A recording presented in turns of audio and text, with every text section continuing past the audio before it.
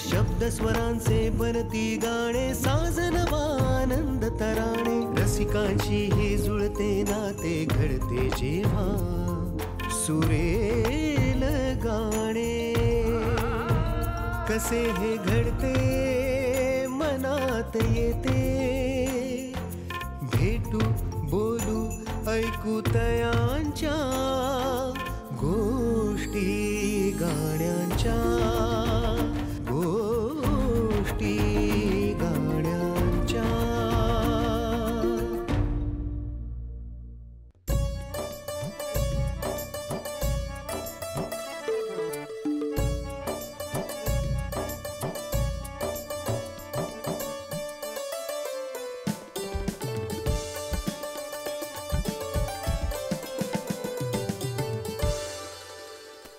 नमस्कार.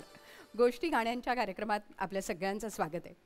मराठी संगीत नाटक आणि संगीत नाटकाची परंपरा जर आपण पाहिली तर एक वैभवशाली परंपरा आपल्याला मिळालेली आहे. म्हणजे संगीत शाकुंतल या नाटकाने अण्णासाहेब किर्लोस्कर यांची भूमिका संगीत नाटकाचे जनक ही भूमिका चिरस्थायी झाली. अर्थात त्यानंतर देवल, किर्लोस्कर, खाडीलकर अशा अनेकांनी संगीत रंगभूमी अतिशय समृद्ध केली. नंतर चित्रपटाचा काळ आला आणि मग खऱ्या अर्थाने नाट्य मन्वंतर घडलं. पण तो काळही केशवराव भोळे, मामा वरेरकर किंवा त्या सगळ्या काळातल्या मोग रांगणेकर यांनी खऱ्या अर्थाने पुढे नेला. पण संगीत रंगभूमी जशी जशी पुढे गेली तसा एक काळ मात्र आला की जिथे संगीत रंगभूमीला मरगळ आली. पण त्याही काळात संगीत नाटकांना पुनरुज्जीवित केलं ते म्हणजे विद्याधर गोखले, भालचंद्र पेंढारकर आणि पंडित राम मराठे. त्यामुळे त्यांचाच वारसा पुढे नेणारे दोन कलावंत आज आपल्यासोबत आहेत.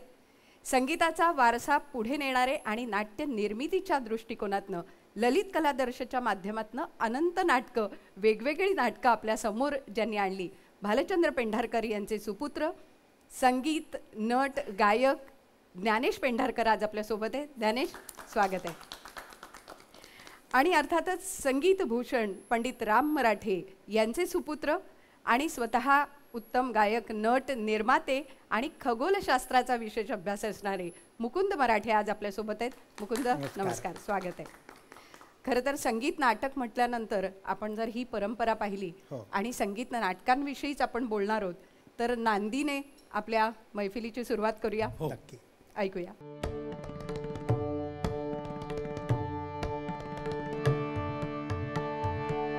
सप्तसूर झंकारित बोधे, सप्तसूर झंकारित बोधे, गिरिजेची वीणा, गिरिजेची वीणा. जय परमेश्वर गौरी शंकर, जय परमेश्वर गौरी शंकर, जय गौरी रमणा. सप्तसूर झंकारित बोधे, सप्तसूर झंकारित बोधे, गिरिजेची वीणा, गिरिजेची वीणा.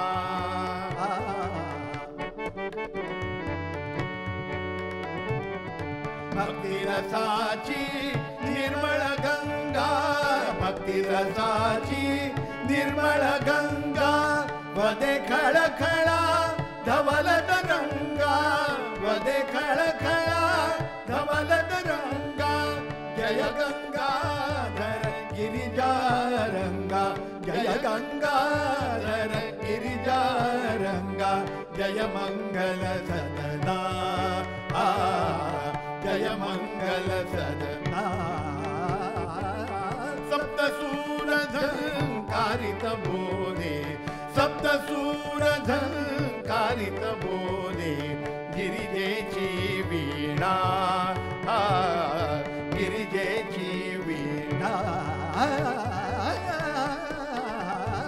शंकर डमरू डम बोले, शंकर डमरू डम बोले, शिवरंजनी गिरिबाले, शिवरंजनी गिरिबाले, चरणी तव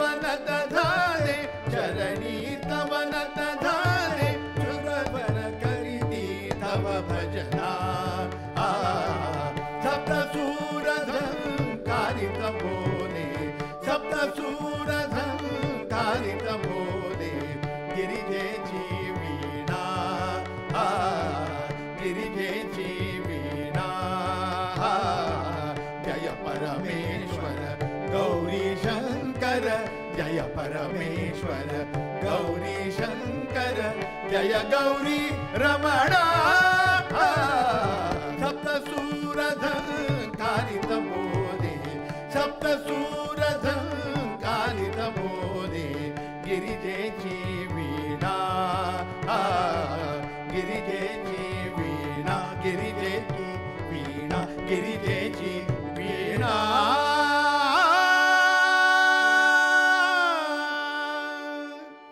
वा, म्हणजे या नांदीनंतर पडदा उघडला आणि नाटक सुरू झालं असं एक वातावरण निश्चित इथे तयार झालं.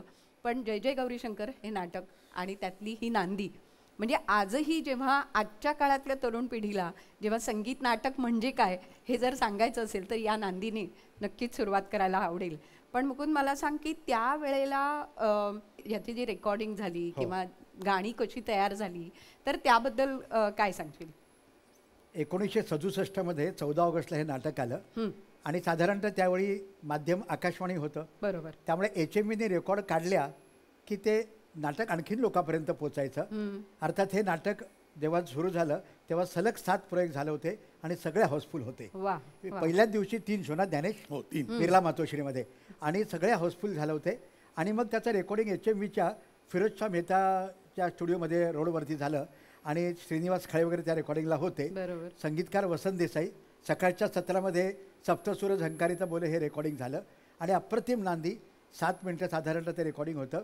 भालचंद्र पेंढारकर, बाबा पंडित राम मराठे आणि प्रसाद सावकार या ठिकाणी ही नांदी म्हणजे अफलातून गाऊन ठेवलेली आहे. आणि आत्ताच आपण बघितलं ही मला वाटतं एकमेव नांदी आहे की जी त्रिताल आणि एकताल अशा 2 तालामध्ये बांधलेली आहे.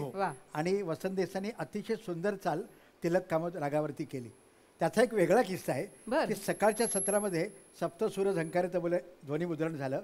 मी, माझा भाऊ ज्ञानेश आम्ही सगळे ते रेकॉर्डिंग बघायला होतो त्यावेळी. आणि दुपारच्या सत्रामध्ये शाबास बिरबल शाबास ह्या नाटकाची विश्वनाट्य सूत्रधार ही नांदी होती रेकॉर्डिंग.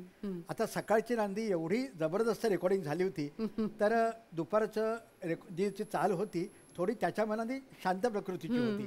तर वसंत देसाई म्हणाले की हे जरा ह्याच्यात काहीतरी जोश आला पाहिजे. बाबांना आणि सगळ्यांना म्हणाले. तर बाबा म्हणाले नाही ती बरोबर आहे नांदी, काय त्याच्या पद्धतीने ती नांदी बरोबर आहे. तर म्हणाले तुम्ही काहीतरी याच्यामध्ये काही गंमत करू शकाल तर बघा. ठीक आहे म्हणाले, आपण तुम्ही रिहर्सल सुरू करा, मला काय जमेल तर बघतो. त्यावेळी एक कंडेन्सर माईक फक्त असायचा आणि त्याच्या जवळ येऊन सगळ्यांनी गायचं, आपला पार्ट गायचा आणि बाजूला व्हायचं. माईकच्या जवळ आले आणि त्यांनी एक स्वर दे जरा एक तान मारली त्याच्यामध्ये. त्याचं नोटेशन साधारणतः असं आहे पपसाचा पपा रे रे पपा ग ग रे सा ग ग रे सा नी सा. ही तान साधारणतः 7-8 वेळा प्रत्येक अंतरानंतर आली आणि त्यामुळे त्या नांदीचं स्वरूपच एकदम कुठच्या कुठे बदलून गेलं. मला वाटतं हे जे बदललेलं स्वरूप आहे अगदी त्या 2 ओळी आम्हाला तुमच्या दोघांकडनंही ऐकायला आवडतील. चालेल. विश्वनाट्य सूत्रधार विश्वनाट्य सूत्रधार तूच श्याम सुंदरा तूच श्याम सुंदरा चातुरी तुझी अगाध चातुरी तुझी अगाध कमल नयन श्रीधरा कमल नयन श्रीधरा श्रीधरा श्रीधरा विश्वनाट्य सूत्रधार विश्वनाट्य सूत्रधार तूच श्याम सुंदरा.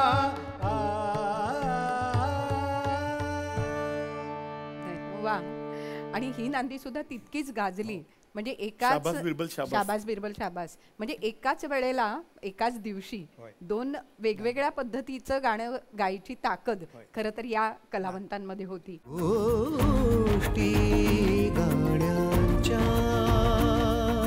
ज्ञानेश, तुझ्याकडे या नाटकाची वेगळी आठवण आहे कारण तुझं पदार्पणच या नाटकाने झालं.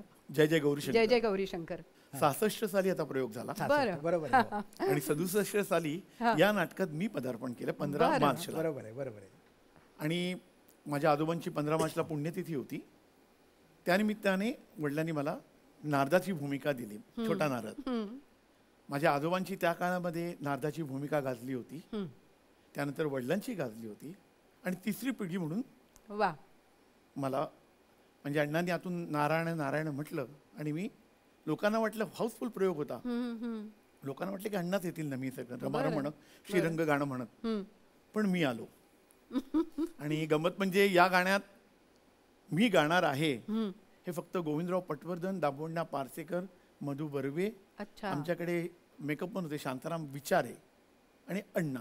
बस एवढ्या यांच्या व्यतिरिक्त घरात पण कोणाला माहिती नव्हतं आणि कंपनीमध्ये पण कोणाला माहिती नव्हतं.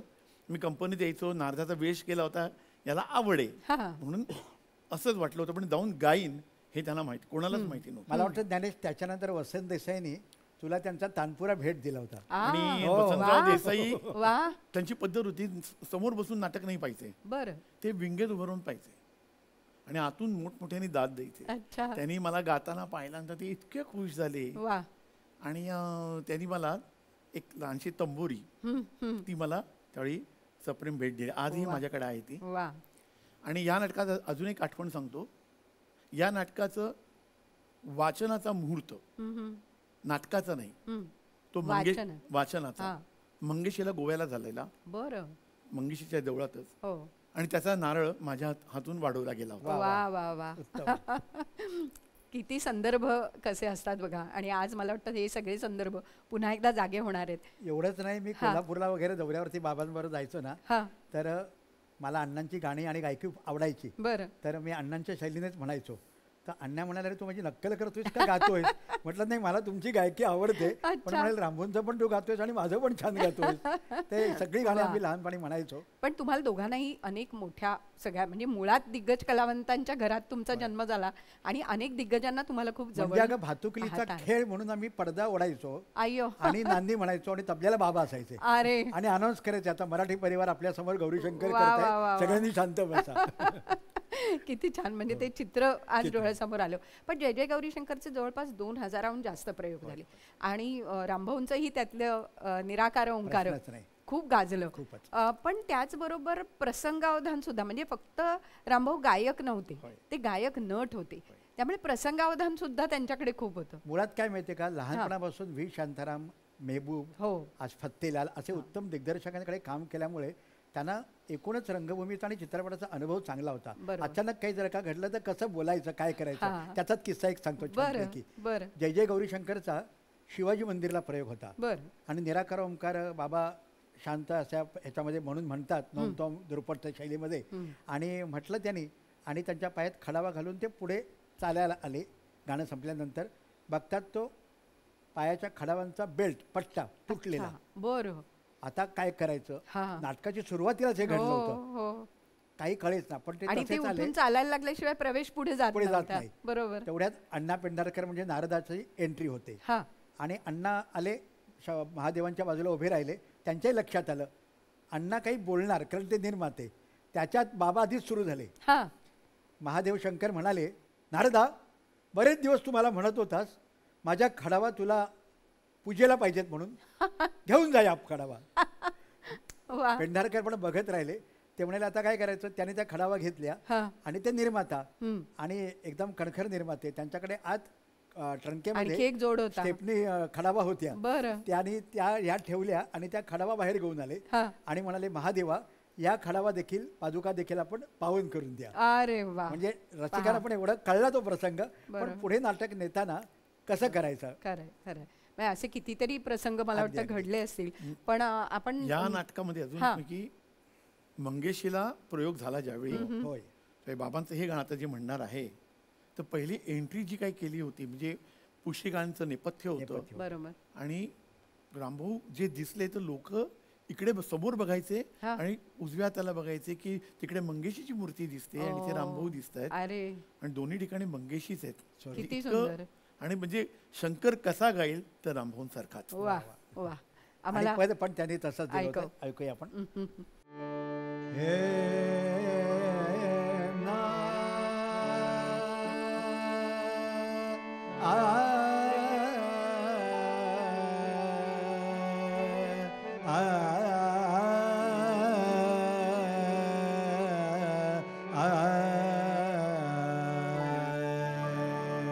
याच्यामध्ये मुद्दामून दोमतोम पद्धतीनं बाबा गायचे आग्र्याचे खास ना रे ना रे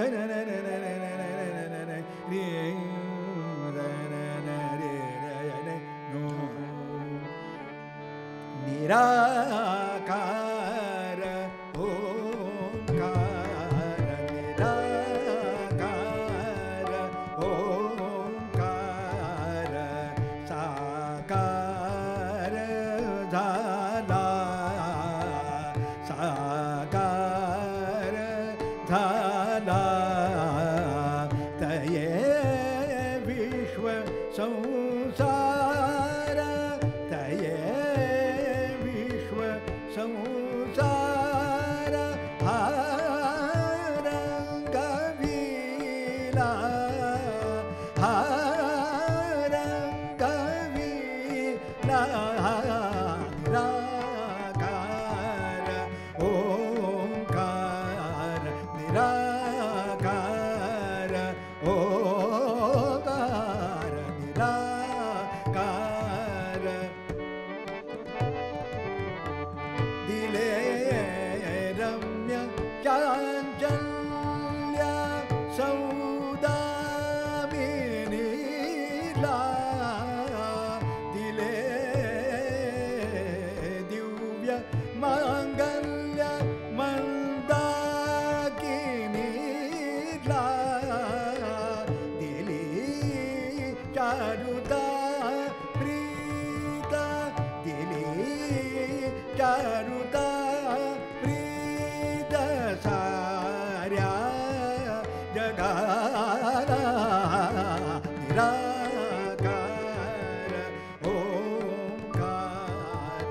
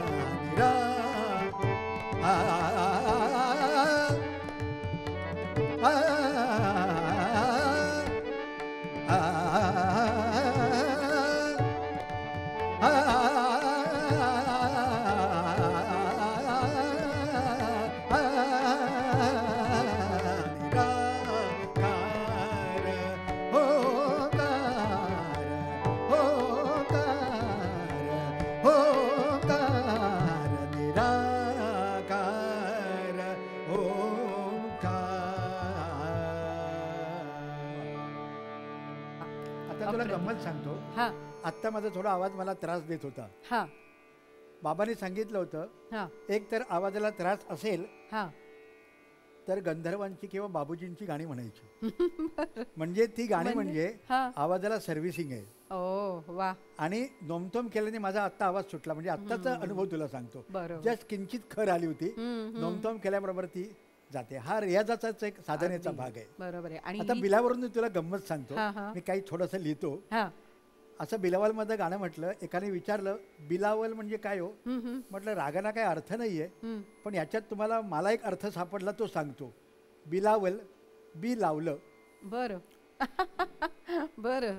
चांगलं बी लावलं तर बागेश्वरीच्या उद्यानामध्ये बसंत बहार फुलून बरं. संगीताचं कल्याणच होईल. अरे वा. अशा गमती जमती.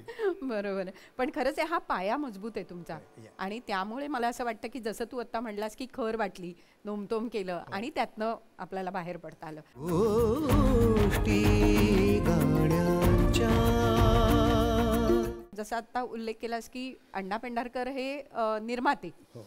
तर निर्माते म्हणून ज्ञानेश, एकतर अण्णांच्या विषयी थोडंसं आम्हाला ऐकायला आवडेल, कारण ललित कलादर्श म्हटल्यानंतर शिस्त, वेळेवर नाटक सुरू होणार, प्रयोग त्याच वेळी सुरू होणार, ही जी शिस्त होती अण्णांची ती खूप महत्त्वाची होती. आणि 69 साली मला असं वाटतं मंदारमालाचं पुनरुज्जीवन झालं. 68 साली. तर त्याबद्दल आम्हाला सांग ना. आणि कारण तेव्हा मला वाटतं 2 गाणी त्याच्यामध्ये हो. ऍड केली गेली. 68 साली म्हणजे हां. मंदारमाला 63 साली आलं. बरोबर. काही कारणास्तव ते बंद झालं होतं. अण्णांचं ते अतिशय आवडतं नाटक होतं. तर गोखल्यांना विचारलं की हे मी प्रयोग करू का? गोखल्यांना म्हणाले करा की. मग ललित कलेतर्फे 68 साली हे नाटक आलं.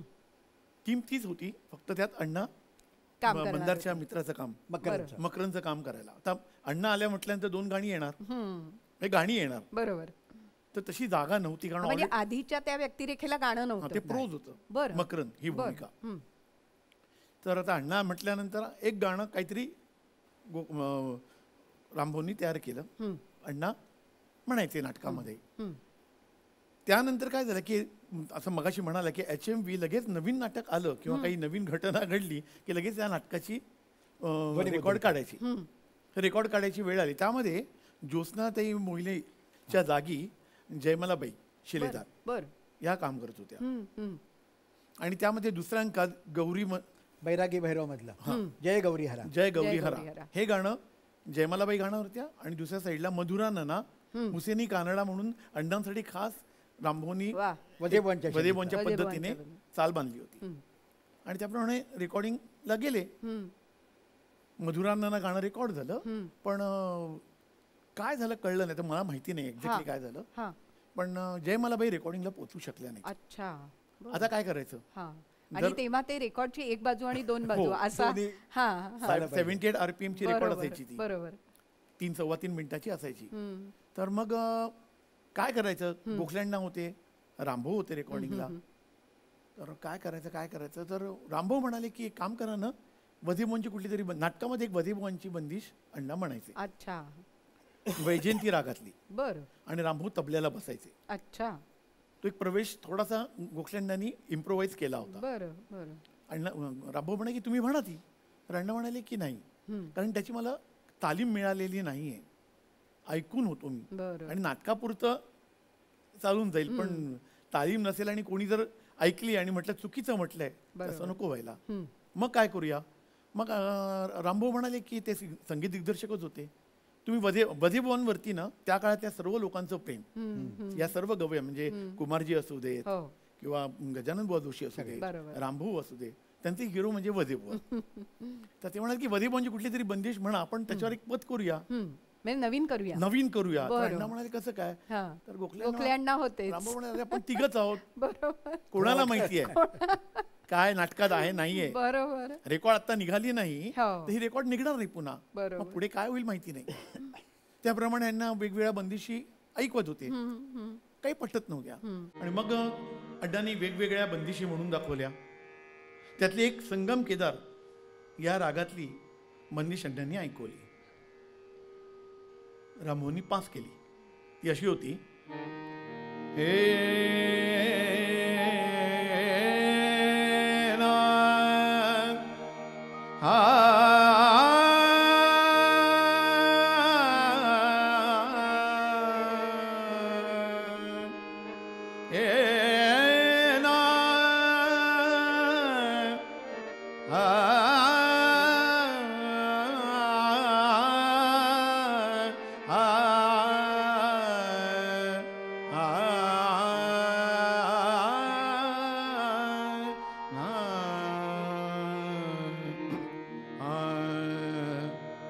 कलना परत मोगे कलना परत मोगे ये री सखी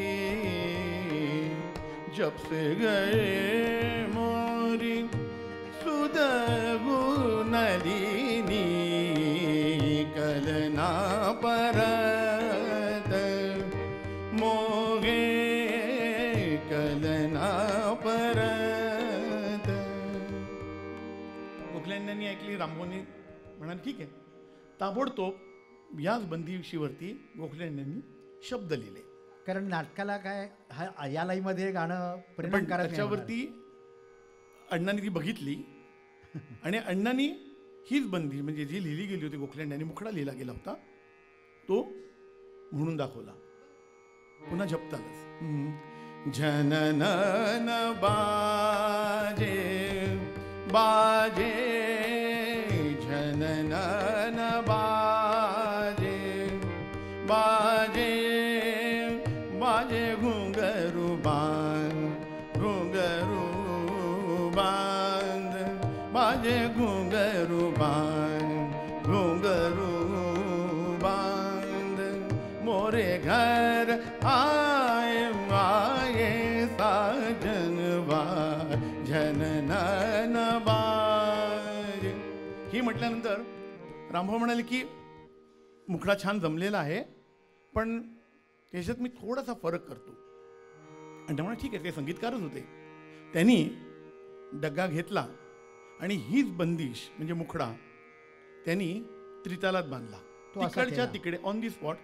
आणि तो लिहेपर्यंत होईपर्यंत गोखले अण्णांनी त्याचा अंतरा लिहून काढला होता आणि हे होईपर्यंत त्यांची ताल म्हणेपर्यंत अण्णांनी त्याचा अंतरा बांधला मुखडा रामभाऊंनी बांधला आणि मूळ जो राग होता संगम केदार तो इथे अण्णा आणि रामभाऊ संगम झाला. आणि ती जी बंदिश झाली ती संगम केदारमधली झाली नाही तर नंद केदारमधली केली रामभाऊंनी. कारण हे लोकांना पटकन कळलं पाहिजे कारण असे दोन्ही मध्यम एकत्र येत आहेत हे जरा डोईजड झालं असतं आणि झपताल जो आहे हा नाटकात बरा वाटला नसता म्हणून रामभाऊंनी तसा त्रिताल केला. तर तुम्ही ऐकतो.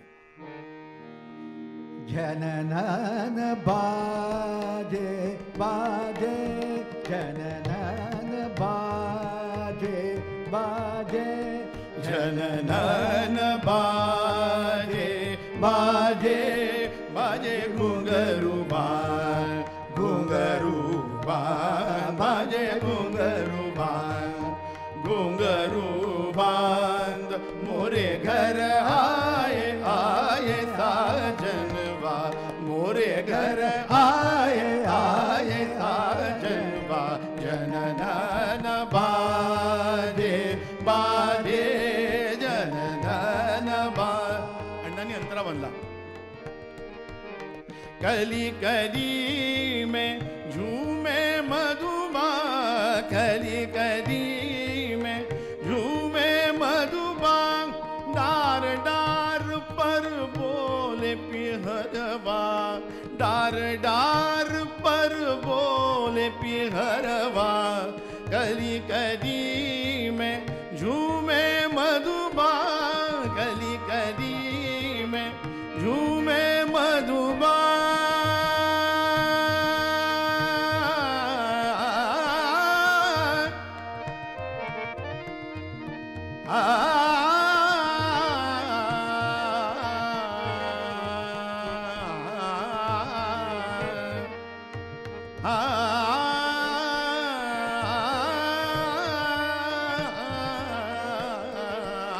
कली कली में झूमे मधुबा कली कली में कली कली में झूमे मधुबा डार डार पर बोले पिहरवा डार डार पर बोले पिहरवा उठ सखीरी आए मितवा उठ सखीरी आए मितवा जननन बाजे बाजे जननन बाजे जननन बाजे जननन वा वा वा.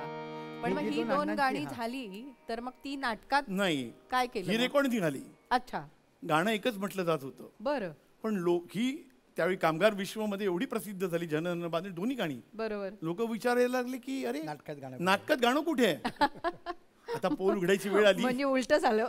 मग गोखल्यांना म्हणे ठीक आहे, ह्याच्यासाठी पण मी जागा बनवतो. बरं. गोखल्यांनी पुन्हा त्यात काही रिराईट केलं हा, आणि प्रवेश पुन्हा लिहिला. प्रवेश लिहिला बरं. आणि पुन्हा हे जननन बाजे नाटकात आलं. वा वा. म्हणजे किती बदलही झाले पण तितक्याच समर्थपणे त्या सगळ्यांनी ते पेलले. गोखल्यांनी असं नाही केलं, हा आता ठीक आहे त्या बरोबर. जोडा कुठेतरी. जोडा कुठेतरी. हा. नाही, त्यांनी असं ते नाही पुन्हा केलं. नीट व्यवस्थित करून नाटक केलं, वा. लिहून काढलं. पॅचवर्क करायचं त्यांना सवयच नव्हती, त्याच्यामुळे ते इतकं सुंदर एकमेक गुंफलं गेलं आणि नाटक पुढे गेलं.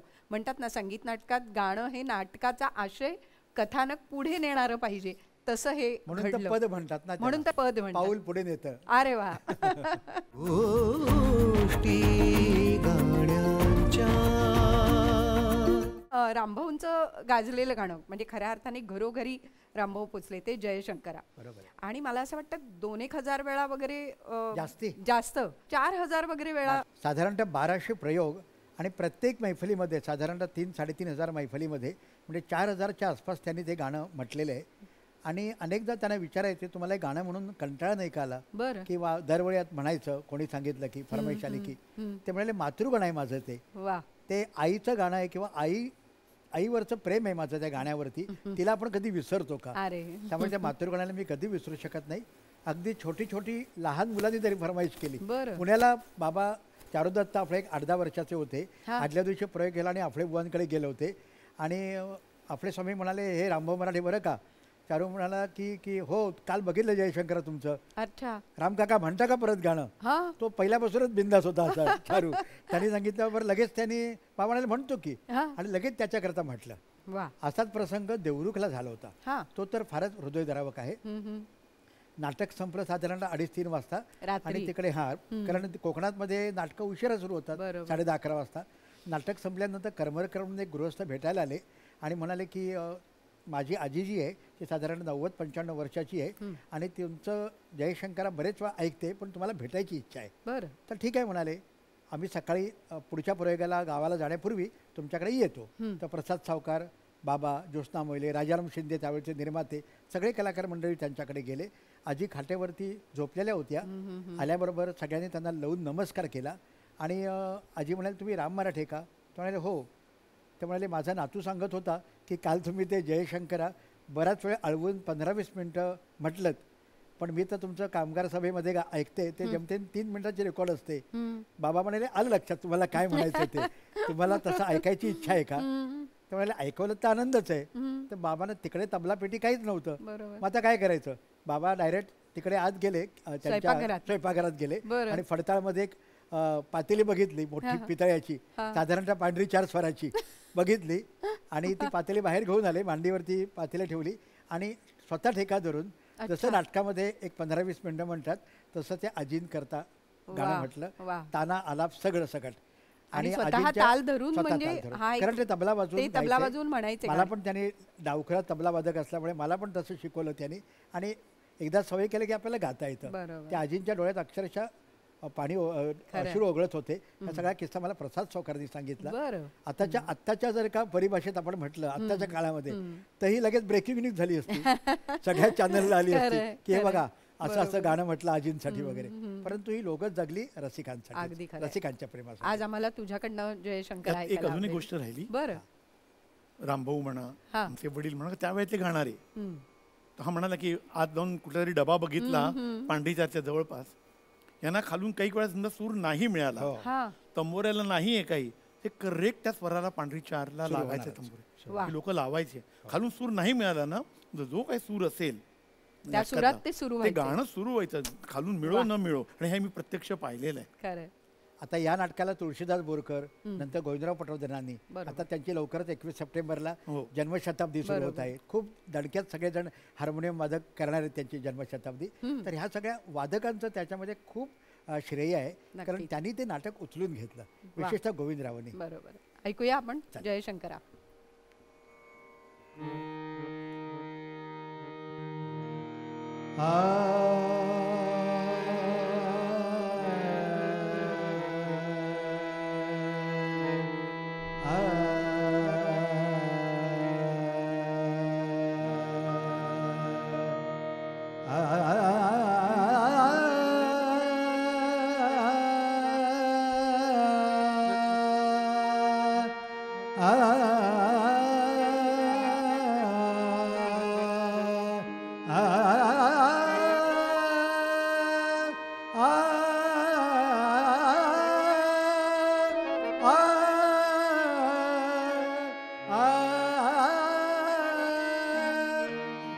जय शंकरा गंगाधरा, जय शंकरा गंगाधरा, गौरीहरा गिरिजावरा, गौरीहरा गिरिजावरा, विपदाहरा शशिशेखरा, विपदाहरा शशिशेखरा, जय शंकरा गंगाधरा, जय शंकरा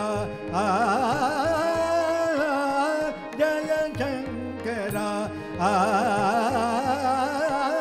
जय शंकरा गंगाधरा, विषप्राशुनी जगताशया, विषप्राशुनी,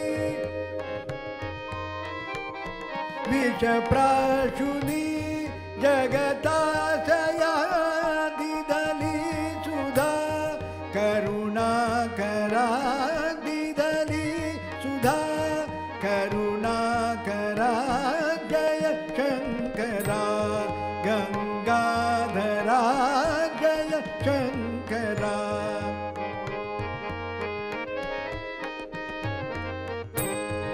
गंगाधरा.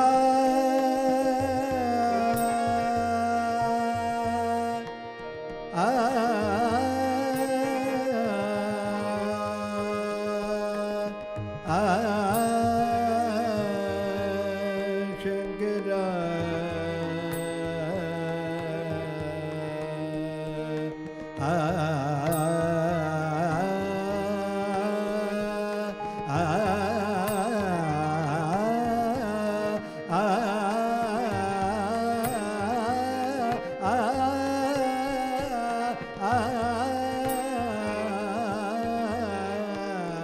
जय शंकरा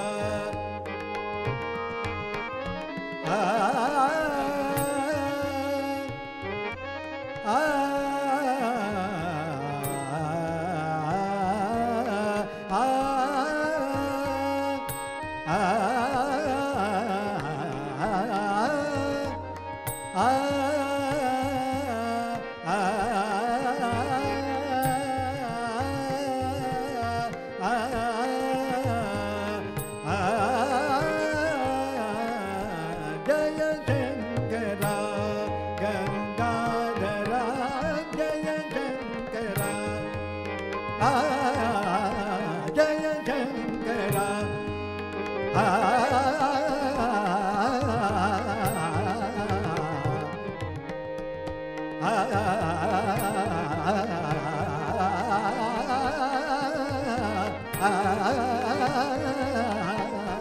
जय शंकरा, जय शंकरा, जय शंकरा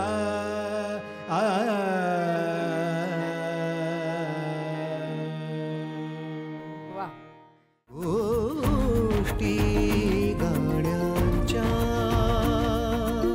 रामभाऊ उत्तम गायक तर होतेच, पण रामभाऊंचं संगीत हा पण एक वेगळा विषय खरं तर. म्हणजे रंगात रंगाला श्रीरंग या नाटकाचं संगीत त्यांनी जेव्हा दिलं तेव्हा काय वेगळी काही ट्रीटमेंट त्याला दिली होती का, काय नेमकं वेगळा विचार केला? त्यांचा मुख्य विचार का असायचा हां. की समोरची गाणारी जी व्यक्ती आहे त्याला तालीम कोणत्या घराण्याची कोणत्या गायकीची मिळालेली आहे. बरं. आता पेंढारकरांना अण्णाच्या ज्या चाली दिल्या त्या सावकारांनी दिल्या हम्म, हम्म, किंवा त्या जयमालापर्यंत दिल्या. हम्म. अण्णा पेंढारकरांना खास करून वझेबुवांच्या शैलीच्या किंवा मास्टर दामले जरी असले तरी त्यांना त्या पद्धतीच्या चाले, मग कानाड्याचे प्रकार असतील, वेगळे अनवट राग असतील, कारण त्यांच्या त्या गळ्यावरती चढलेले होते आणि त्याच्यात ते चैन असायची त्यांची ते राग गाताना. म्हणजे कम्फर्ट झोन गायकाचा त्या व्यक्तिरेखेचा चांगला झाला पाहिजे आणि व्यक्तिरेखेचा विचार तर नेहमीच करायला लागतो. थोडंसं बोलू. जरूर. रामभाऊंना गाण्यातला सर्वच झोन होता ना कम्फर्ट होता, त्यामुळे ते हे घे तुला असं पाहिजे, हे घे. ज्याला जे पाहिजे ते फुल उचलून देणं म्हणतात. म्हणजे टोपली भरलेली आहे, तुला हे फुल पाहिजे तर हे फुल, ते फुल पाहिजे तर ते फुल. पण ज्ञानेश, तुझ्याकडे या नाटकाच्या फार वेगळ्या आठवणी आहेत. म्हणजे ह्याचे दौरे आणि मला वाटतं अशोक सराफ होते का या नाटकामध्ये? या नाटकामध्ये तुम्ही खूप मजा केलेली असं आम्ही ऐकलं. बाबांच्या वडिलांचं म्हणजे 21व्या वर्षी अशोक सरामध्ये पदार्पण केलंय नाटकात. बरोबर. 21-22 वर्षाचे होते आम्ही. त्यावेळी अशोक दादा म्हणायचो, सगळ्यात मामा म्हणतात. बरोबर. कारण आमच्या घराच्या तिथेच ते राहायचा. तर त्यांचं वय 21 किंवा 22 आणि ते रामभाऊंचे वडील. अच्छा, बापरे. हा कॉन्ट्रास्ट होता. त्यांनी कसं हो म्हटलं मला माहिती नाही, बरोबर. त्यांनी हो म्हटलं नाटकामध्ये. आणि पहिल्याच नाटकात, पहिलंच नाटक त्यांचं कमर्शियल नाटक होतं ते, म्हणजे वेगळ्या संस्थेचं. आणि अशोक सराफ हा वेगळा विषय आहे. बरोबर. फक्त एवढंच सांगतो की ते उत्तम काम करतात, मिमिक्री पण छान करतात. बरं. मला एकदा लागलं होतं तर रडत होतो मी 10 वर्षाचा असेल. बरोबर. तर त्यांनी मशीन्स गनचे आवाज वेगळे तोंड जे काय आवाज काढले, बापरे, हे वेगळंच आहे. आज त्यांना कदाचित आठवेल की नाही मला माहिती नाही, पण ते अप्रतिम आवाज काढायचे. असो, हा दौरा आम्ही म्हणजे 10 दिवसाचा दौरा होता. मला वाटते सातारा, कोल्हापूर, सांगली, कराड आणि एका ठिकाणी आम्ही राहायचो. त्या दौऱ्यातली गमती म्हणजे अशा की दुपारचा वेळ काय करायचा. बरं. संध्याकाळी प्रयोग रात्री 10 वाजता. बरोबर. त्यामुळे दिवस मोकळा असायचा. 12:30 सगळे जेवायचे. मग काय करायचं, आम्ही एका वाड्यामध्ये उतरलो होतो. बरं. चौक होता मध्ये, चौक आणि मध्ये असा चौक होता तिकडे. तर दुपारी काय करायचं, मी दौऱ्यावर होतो तर कॅरम बोर्ड, क्रिकेटची बॅट सगळं घेऊन गेलेलो. तर दुपारी आमची क्रिकेटची मॅच व्हायची. अच्छा. रामभाऊ, माझे वडील भालचंद्र पेंढारकर, गोविंदराव पटवर्धन, मधु बर्वे, बापरे, कधी कधी असले तर अशोक सराफ असायचे, त्याच्यानंतर सुकुमार असायचे. असे नाटकातील मंडळी होती. आणि रामभाऊ त्यावेळी डाव्या हाताने स्पिन करायचे. ओ बापरे. तर तो श्रीलंकेचा ऑफ स्पिनर कोण, मुरलीधरन, तो कसा वळवतो तसा ते बॉल वळवायचे. असा आवाज करायचा करून. मी डावऱ्या होतो. अच्छा. आम्ही जी आमची क्रिकेटची मॅच व्हायची, फक्त गोविंदरावांची मजा, आता शताब्दी आहे त्यांची, त्यांच्याजवळ बॉल गेला ना ते हालायचे नाहीत. अच्छा, बापरे. ओरड पडायची. आपले शांतपणे बॉल उचलायचे, तुरंत पर्यंत आपले टाकायचे, पण ते उभे असायचे तोपर्यंत रन निघून जायचा. आम्ही आमच्यासाठी खेळायचो आम्ही. खरं. मग संध्याकाळी आम्ही प्रयोगाच्या तिकडे गेलो की तिकडे मग माईक एक दोन माईक असायचे आणि उगीच आपला वेळ काढण्यासाठी गायला बसायचे. तर मला वाटते सातारा किंवा सांगली, मला नाही आठवत एक्झॅक्टली, तिकडे मी अण्णांना म्हणालो की आज मी गाणार. अच्छा, बरं. असं काहीच नव्हतं. गा म्हणाले. माईक बॅलन्सिंग म्हणजे काहीच नाही, आवाजात असा एक डबरा असायचा. बरं. आणि असे 3-4 माईक लागलेले असायचे आणि एक पुढे लागलेला असायचा. फुट माईक एकच असायचा. तर गाणं सुरू कर म्हणाले. मी सुरू करतो. समोर कोण, ऑर्गनला कोण, गोविंदराव पटवर्धन, तबल्याला दामोअण्णा पारसेकर, व्हायोलिनला मधुकर बर्वे, समोर कीर्तिशिलादा, तिचं पहिलं नाटक म्हणजे नवीन नाटक कमर्शियल ललित कलेमध्ये. आमच्याकडे ती 1.5 महिने होऊन राहिली होती ती. त्याच्यानंतर माझी आई होती, सगळे रामभाऊ होते, अण्णा बसले. मी स्टेजवरती गायला उभा राहिलो.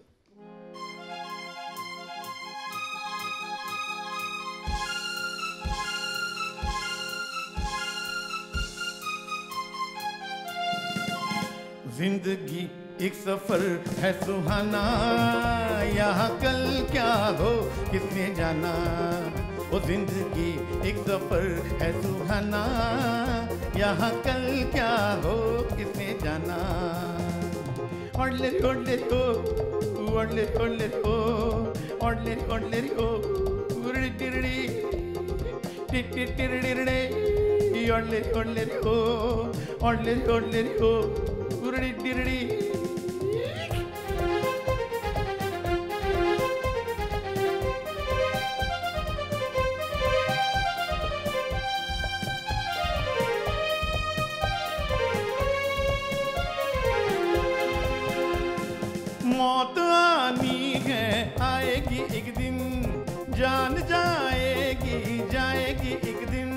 हर मौत आनी है, आएगी एक दिन, जान जाएगी जाएगी एक दिन, ऐसी बातों से क्या घबराना, यहाँ कल क्या हो किसने जाना, वो जिंदगी एक सफर है सुहाना, यहाँ कल क्या हो किसने जाना। टिटिरिडिरिडिरिडे, योडलिरिडिरिडो, डुडुडुडुडुडुडु, टिटिरिडि, ओडलिरि ओडलिरि ये, ओडलिरि ओडलिरि ओ, ओडलिरि ओडलिरि ओ, विडिरिडि। गोविंदराव ज्ञानेशला म्हणाले, हा. अरे आपल्या परंपरेचं रमारमण शिरंग वगैरे सोडून हे काय सुरू केलंस तू मध्येच? बापरे. मग काय नाही मी या करून असा विजय मुद्रणी सगळे बसलेले असा आत यायला लागलो तर रामभाऊ तिकडून धावत धावत धावत विंगेत आले. हा. म्हणून इकडे तिकडे मला वाटलं ते मला ओरडणार. हा. हां, आणि हे गाणं मी का म्हटलं तर हे 71 साली राजेश खन्नाचा पिक्चर आलेला अंदाज हा. पिक्चर, शंकर जयकिशनचं म्युझिक, आणि राजेश खन्नाने त्यावेळी वेड लावलं होतं सगळ्यांना. बरोबर. त्यातला एक वेडा मी होतो आणि ते गाणं म्हटलं. मला म्हणे तू हे यॉडलिंग यॉडलिंग काय जे केलं हा. ते युडली उडली उडली हा. ते काय केलं. हा. तर मी म्हणजे आता मला वाटतंय मी आगावसारखं म्हटलं तुम्हाला नाही जमणार. रामभाऊंना हा, म्हटलं तुम्हाला नाही बरं. जमणार. हा. नाही मला जमणार नाही पण तू काय केलं ते म्हणून तर दाखव. हा. हा. तर मी त्यांना यॉडलिंग करून दाखवलं. हम्म. त्यांनी ते असं प्रयत्न केला. तर मी तुम्हाला म्हटलं ना तुम्हाला नाही जमणार. बरं. ते हसले बरं बरं काही बोलले नाही त्याला. आणि म्हणजे आज मला फार वाईट वाटते मी असं नाही बोलायला पाहिजे होतं. पण काय झालं ते की वय कळतच नव्हतं ना बरोबर. इतका मोठा गवई आपल्या बरोबर आहे आणि मला गाण्याबद्दल विचारतोय. बरोबर. आणि मग संपूर्ण दौऱ्यामध्ये क्रिकेट खेळता ए योडली इकडे अच्छा नावच ठेवलं त्यांनी. योडली बरं. ओढली ओढली आणि मी त्यांना म्हणायचो तुम्हाला नाही जमत. असं करायचे योडली ओढली ओ असं करायचे आणि मला दिसायचं की त्यांना जमत नाही. बरोबर. शेवटच्या प्रयोगाला असं संध्याकाळी होतं म्हणजे आम्ही गायला बसलो. म्हणजे मी नाही गायला हे गात होते. मला आत बोलवलं आणि त्यांनी मला यॉडलिंग करून दाखवलं ग्रेट. रामभाऊंनी. ग्रेट. तेव्हा लक्षात आलं म्हणजे आज लक्षात येते की संगीतात जे जे काही अलंकार आहेत चांगले चांगले ज्या गोष्टी फॉल्सिटो आहेत, म्हणा काही पण. उत्तम जे काही आहे ते आपल्या गळ्यात यायला पाहिजे. मगाशी म्हणा त्यांना ऑप्शन्सच नव्हते. सगळं काही त्यांना येत होतं. खरं. वधेबुवा तर वधेबुवा, फैयाज खान साहेब तर फैयाज खान साहेब, तबला तर तबला, जेवण तर जेवण उत्तम. काय म्हणतात त्याला आमटी भात कालवायचं असं मी ऐकलेलं. होय होय. अच्छा. सगळ्या कलाकारांनी आम्ही पुढच्या पिढीने त्यांच्याकडून खाल्ले. अप्रतिम म्हणजे काय येत नव्हतं त्यांना. बाप. सगळं उत्तम. वा. आमच्या दौऱ्यामध्ये ॲज अ आम्ही काय म्हणतात त्याला निर्माता म्हणून कधीही आम्हाला त्रास झाला नाही. अण्णांनी कधीच सांगितलं नाही की एवढा मोठा गवई आहे मला हेच राहायला पाहिजे मला हेच म्हणजे पाहिजे. आताच्या काळातले टँट्रम्स नाही थोडक्यात नाही नाही नाही, तेव्हा नाही. अजिबात नव्हते. कधीही नाही कधीही नाही. खूपदा कोकणामध्ये चांगले स्टेज नसायचं, बरोबर. साऊंड सिस्टीम नसायची, पण कधीही तक्रार केल्याची हम्म. आठवत नाही. ते म्हणजे मगाशी जो- मैफलीतला कलाकार असून हा. कधी नाटकं नाही केली. हो म्हणून खरंय. कळलं. पण त्यातलंच रंगातरंगला मधलं हरीची ऐकताचं मुरली वा. थोडी झलक आम्हाला ऐकवणार. हो ऐकतो ना. म्हणजे सोहम डमरू बाजू तो फक्त तोडी आहे हो. आणि याच्यामध्ये तोडी असावरी आणि जोनपुरी वा. असे 2-3 सगळे, राग हां, 3-4 राग आहेत. खूप वा. सुंदर. वा.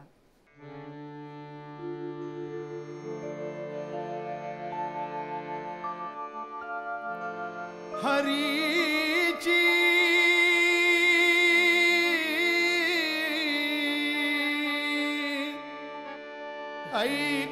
ऐकताच मुरली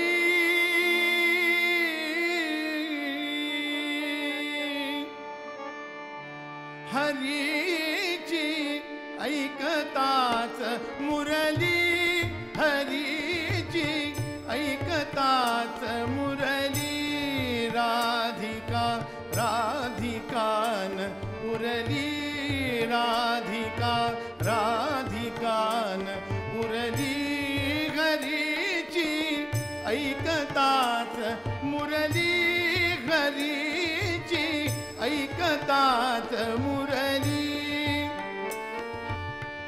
आसावरीचे सूर कोवळे आसावरीचे सूर कोवळे पहाट वारा भिजू निघाले पहाट वारा भिजू निघाले पहाट वारा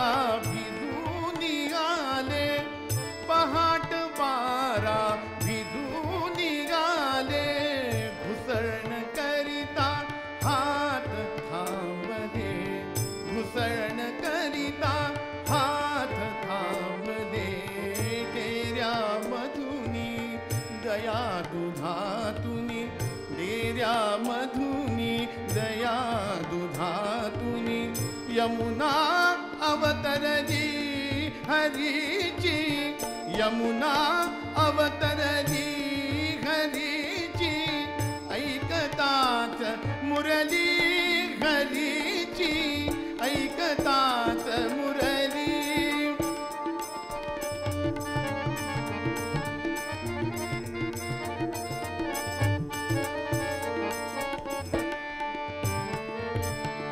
वेड असे कैसे विसरावे, वेड असे कैसे विसरावे, फुलातुनी गंधा तोडावे, फुलातुनी गंधा तोडावे, नभातुनी रंगा बगळावे, नभातुनी रंगा बगळावे, वेडी राधा वेडा माधव, वेडी राधा वेडा माधव, वेडी ती मुरली हरीची, वेडी ती मुरली हरीची, ऐकतात मुरली हरीची, ऐकतात मुरली. राधिका राधिकान पुरली, राधिका राधिकान पुरली हरीची, ऐकतात मुरली हरीची, ऐकतात मुरली हरीची, ऐकतात मुरली. वा, म्हणजे संगीतातली प्रासादिकता म्हणजे काय, तर मला असं वाटतं की ही आपल्याला त्याची एक झलक आपल्याला बघायला अण्णांचं एक मिळाली. वैशिष्ट्य माहिती आहे का ललित कलेचं, म्हणजे हा. त्यांच्या सगळ्या नाटकांची अक्षर नावं 9 अक्षरी. हा. रंगाता रंगाला श्रीरंग, श्रीरंग. जय जय गौरी शंकर, बरोबर. दुरितांचे तिमिर जाओ. बरोबर. पण मी म्हणत होते तसं संगीताच्या बाबतीत रामभाऊंचं जे होय. वैशिष्ट्य आहे ते नाटकातल्या संगीताबद्दल तर आपल्याला जाणवतंच, सगळीकडे आपण ऐकलेलं आहे, पण शास्त्रीय संगीताची तालीम त्यांची उत्तम होती. त्यामुळे त्यातल्या काही बंदिशी रामभाऊंनी केल्या का? स्वतः त्याने बंदिशी केल्या. मुळात ते भास्करबुवा बखले परंपरेचे गायक होते. बरोबर. त्यामुळे आग्रा, ग्वाल्हेर, जयपूर तिन्ही घराणी गायचे. मनोहर बर्वे, मिराशी बुवा, विलायत हुसेन कासेम, जगन्नाथ बुवा पुरोहित. परंतु त्यांचं वैशिष्ट्य म्हणजे त्याने ज्या बंदिशी केल्या त्याच्यामध्ये त्यांनी नाममुद्रा स्वतःची ठेवली नाही. सदा रंग, अदा रंग, श्यामरंग असं तसं रामरंग ठेवू शकले असते. ठेवू शकले असते, पण ते म्हणायचे माझ्या बंदिशीवरती माझी छाप आहे ना, हा. तीच माझी नाममुद्रा. वा, म्हणजे बंदिश म्हटलं की रामभाऊंची बंदिश आहे, तसे कुमारांच्या बंदिशी आपल्याला कळतं. बरोबर. तशा वानगी दाखल आपण 1-2 बंदिशी नक्की बाबांच्या बघूया. नक्की. खरं तर तुमच्या दोघांकडनं इतकं छान ऐकायला मिळतंय आणि रामभाऊंच्या आठवणी असतील किंवा भालचंद्र पेंढारकरांनी तो काळ गाजवला त्या सगळ्या गोष्टी आम्हाला आणखीन ऐकायच्या आहेत. त्यामुळे आपल्या सगळ्या रसिक प्रेक्षकांना नक्की म्हणेन की मुकुंद मराठे आणि ज्ञानेश पेंढारकर या दोघांकडनंही आणखीन काही गोष्टी ऐकायच्या आहेत, पण त्यासाठी पुढच्या भागात भेटूया. आत्ता मात्र या एपिसोडची सांगता एका राग शुद्ध कल्याण बंदिशीने बंदिशीने करूया.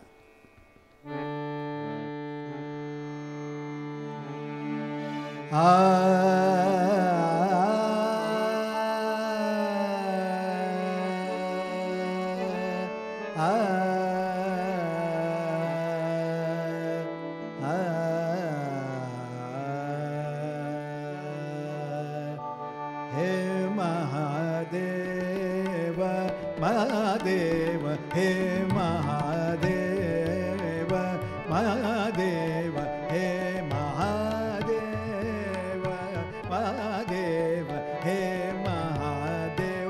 त्रिशूल धरण त्रिपुरांतक गणेश, जिनके जगवंदन, हे महादेव महादेव, हे महादेव महादेव, हे महादेव.